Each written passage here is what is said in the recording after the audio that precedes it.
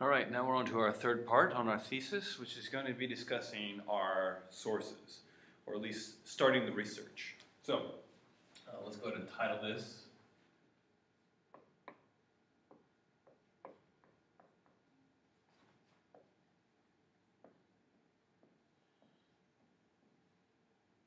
There we go, starting the research.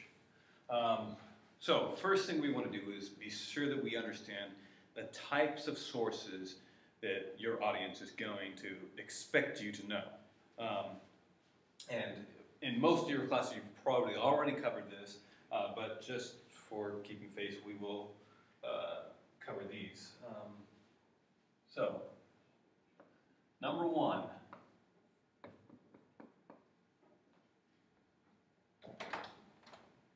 Expected sources. We've got three major sources that we're going to be using here.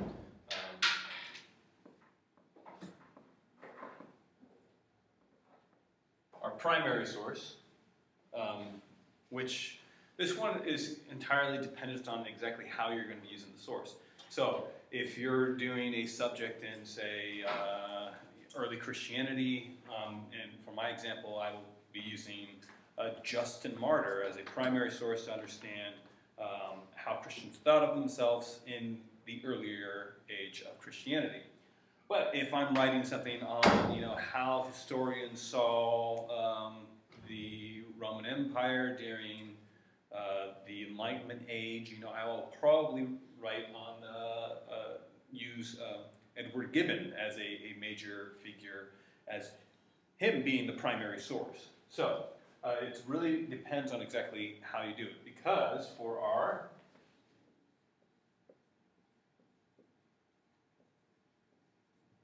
secondary source, this is going to deal a little bit more with how how the subject's been dealt with, who's talked about it. The work that you are creating really is a secondary source. So how has this period in time or these sources been used in the past and talked about? So secondary sources, and then we have our, let me just make sure I spell this right,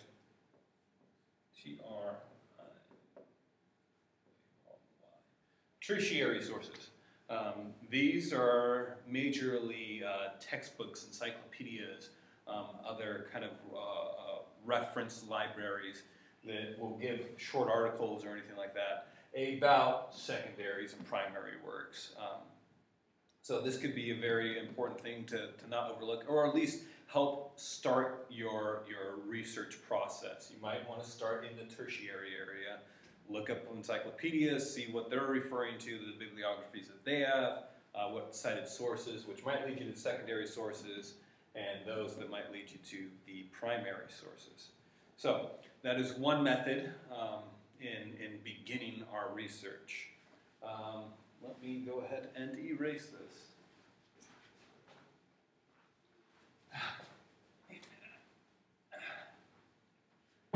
All right. So our second part is record your resources.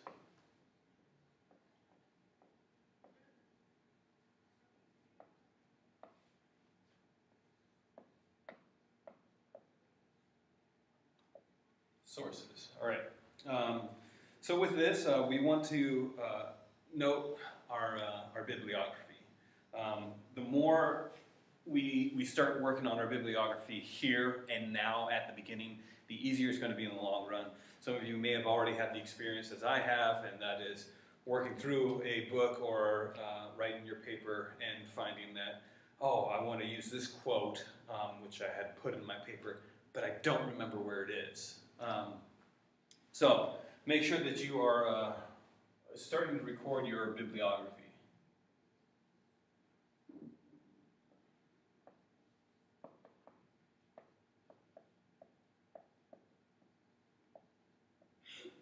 So,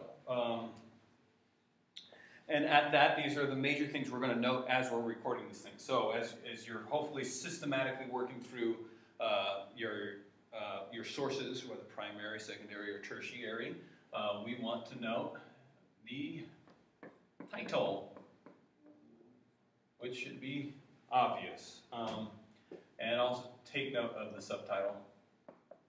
That will usually inform us a little bit more in the detail on what this topic's going to be about, but sometimes it doesn't. After that, make note on your author,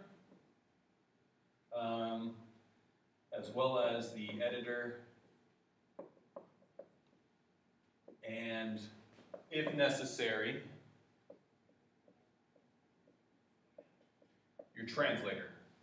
If you're having something that's has been transferred from the German to English or from the Greek to English, this is important to note.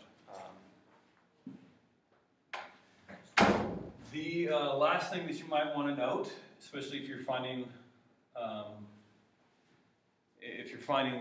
these sources to be useful, is the publisher.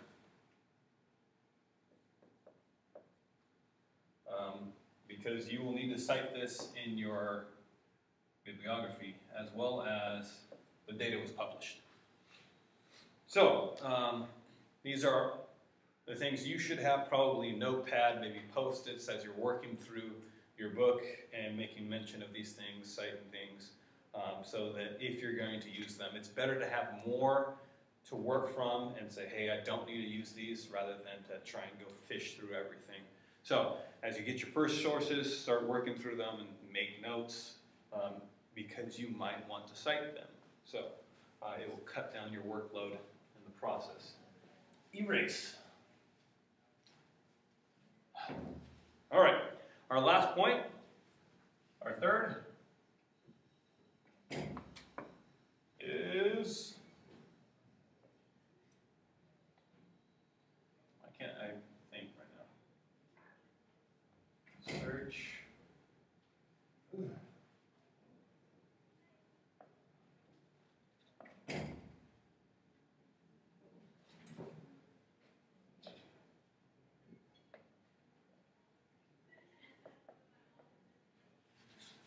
Make sure that we're searching for our sources systematically. It's best that you have a good system for finding your sources, and I'm just going to give some recommendation on how to go about that. But whatever works for you, as long as you get your sources. But the primary thing we want to make sure in all of this is that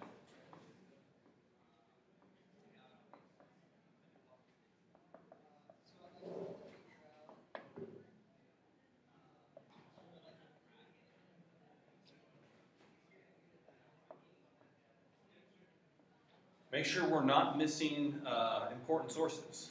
It would be terrible for us to finish our dissertation or thesis and then have somebody review it and say, hey, look, you've missed this very important article, this very influential book on the subject. So this is why we have to make sure we're doing our best to be systematic and covering as much as we need to in our search.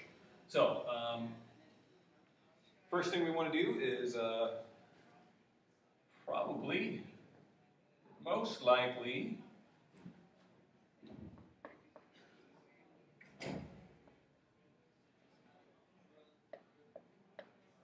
catalog.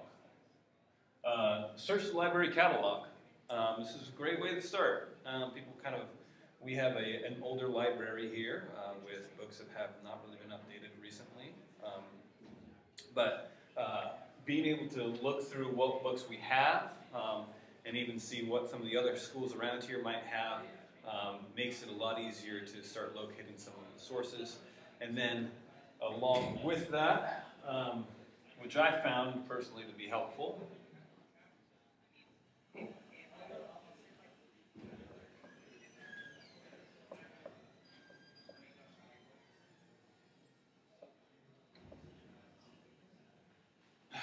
browse the library shelf. This is something that I couldn't find anything. They didn't have any of the books that I was looking for, and I thought, well, maybe I should just go look in the section. And I found a big, large section on early Christianity with a number of sources. I ended up checking out like 13 books from the library. God, this has got to be able to give me somewhere. And I've got to return those. So,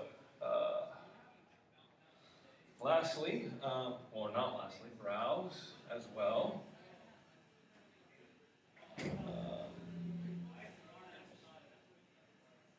Academic.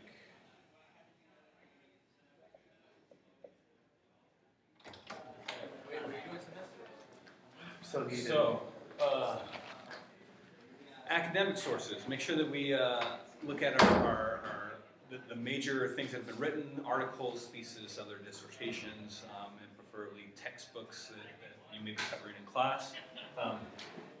But again, we don't want to miss those academic sources, so that's a primary thing to look for. Now, you might have different search engines that you're going to use for that, JSTOR or what else is there, WorldCat, and other stuff.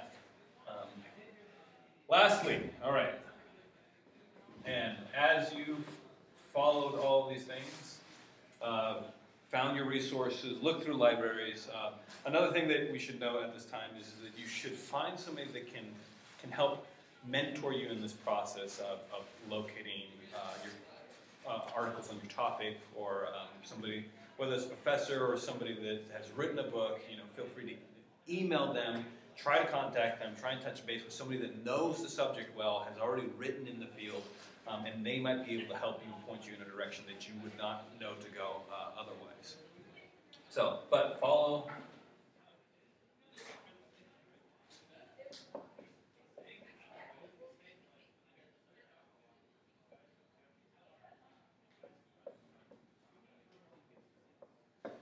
Follow the bibliographic trail. As I said in the beginning, this is probably going to be the most helpful. See what other people have been looking at, writing on, and what primary sources they use, and that will help you locate some of the sources that you should be looking at. Now, you might want to go start particular in your sources and find things directly related to the topic that you're writing on. But as we covered in some of the earlier videos, understanding the context of your topic is highly important. Understanding what came before and then what came after the topic is going to be very helpful, because you might decide, hey, I need to go ahead and find some sources to build the atmosphere that led into this event or this time period, as well as you might end up saying, okay, I'm going to focus particularly on my period, but I'm going to talk about the stuff that comes out of it and what happens afterwards. So those are areas in which some of the historiography might help out on other periods. So with that, go to work.